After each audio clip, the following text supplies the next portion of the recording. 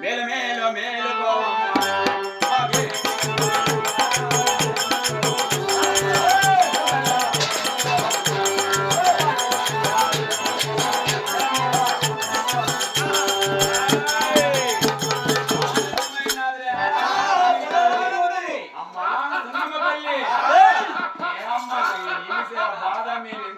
ఎవరనుకున్నావు?